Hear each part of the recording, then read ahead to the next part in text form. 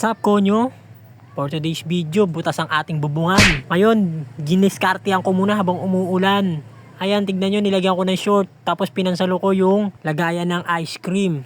Kaya kinabukasan, tinapalan ko agad. Saan dito yung butas? Uy, nahulog ako ah. Uy pare, si Thor. Si Thor ba yan? Handa kong ibigay ang ulam namin na munggo. Handa akong maging Spider-Man para lang sa iyong gusto. Pero nakakainis no? Tuwing umuulan, saka lang lumalabas yung mga tulo sa bahay no? Pag maaraw ay lumabas, nakakainis. Pero ngayon, dahil nahanap ko na yung butas, wala ka nang kawala.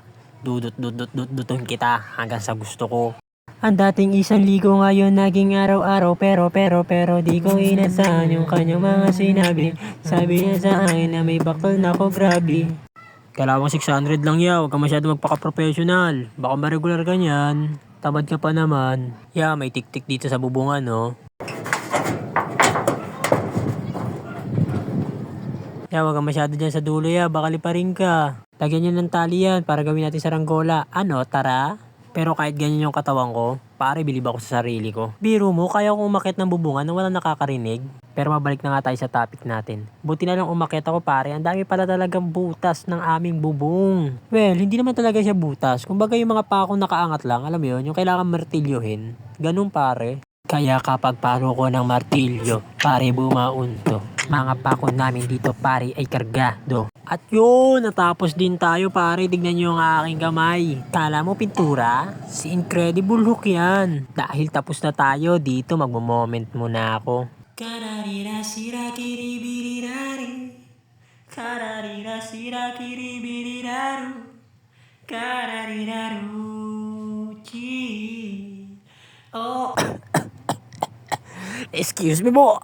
Pero sa totoo lang, pag nilalaman ka ng kalungkutan mo kaya stress, piliin mo lagi yung mag-isa ka. Kung saan yung komportable ka, yung makakahanap ka ng spot para mailabas mo lahat ng galit, lahat ng tampo, o kung ano man yung nararamdaman mo. Kaya ako, pag nakakaramdam ako ng kalungkutan sa buhay ko, gusto ko lang lagi yung mag-isa ako.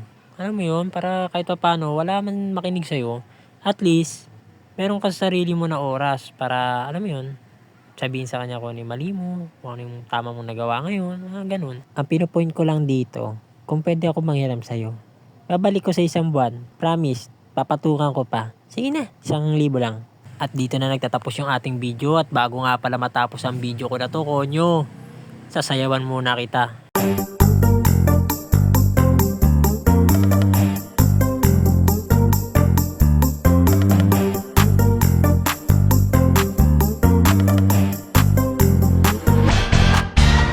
Pagtulad ko sa inyo, talaga na naman makakakita ka ng dakilang nilalang.